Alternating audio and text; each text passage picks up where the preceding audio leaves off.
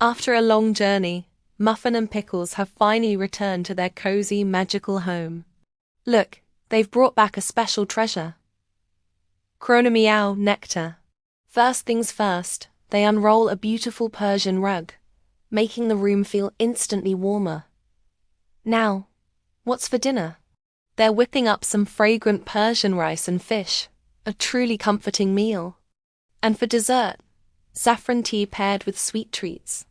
With full bellies, they settle down to read tales of their past adventures, remembering all the fun they've had.